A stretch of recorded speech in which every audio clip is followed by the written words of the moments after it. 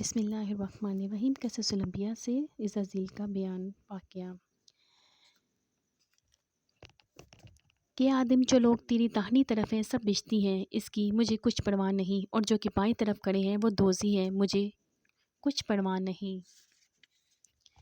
اے آدم علیہ السلام، نہ ان کی اطاعت سے مجھے کچھ فائدہ ہے اور نہ ان کی معصیت سے کچھ ضرور، بس ایک فرشتے کو حکم کیا کہ یہ عہد نامہ یعنی عہد کا جو حکم فرمایا اس کے سوا اور دین قبول نہیں، اور وہی فرشتہ اللہ کے حکم سے پتھر ہو گیا اور وہ پتھر خانہ کعبہ کے داہنے میں رکھا گیا ہے۔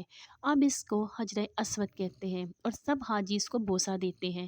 پھر روز قیامت میں وہی پتھر فرشتہ ہوگا جس صورت میں وہ پہلے تھا۔ ہر ایک کا عہد نامہ کھولا جائے گا، جو شخص اپنے عہد پر قائم ہوگا اس کو جنت ملے گی، اور جو برخلاف ہوگا وہ دوزخی ہوگا۔ اور حق تعالیٰ نے پیغمبروں کے ساتھ روز میثاق میں کہا، قول اللہ تعالیٰ ہے، جب اللہ تعالیٰ نے نبیوں سے اقرار کیا جو کچھ میں نے تم کو دی ہے کتاب اور حکمت، پھر آوے تمہارے پاس کوئی رسول کہ سچ بتاوے تمہارے پاس آنے والے کو، تو اس پر ایمان لاؤ گے اور اس کی مدد کرو گے۔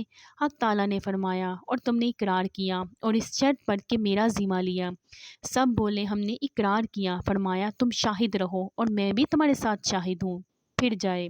اس کے بعد تو وہی لوگ ہیں بے حکم، اور فرمایا تم سب گواہ رہو رسالت پر ایک دوسرے کی، میں بھی گواہ ہوں تمہارا۔ پھر فرمایا، اے آدم علیہ السلام تم شیس علیہ السلام پر گواہ رہو، اے شیس علیہ السلام تم ادریس پر گواہ رہو، اے ادریس تم نوح علیہ السلام پر، اور اے نوح علیہ السلام تم پر ابراہیم علیہ السلام پر، اے ابراہیم علیہ السلام تم اسماعیل علیہ السلام پر، اے اسماعیل علیہ السلام تم اسحاق علیہ السلام پر گواہ رہو، اسی طرح حضرت عیسیٰ تک۔ اور فرمایا، اے پیغمبر تم سب رسالت پر پیغمبر آخر الزمان کے گواہ رہو، اور اپنی قوم کو وصیت کیجو کہ ان کی رسالت پر ایمان لاویں اور نصرت دیویں۔ اللہ نے اقرار لیا نبیوں کے مقدمے میں بنی اسرائیل سے۔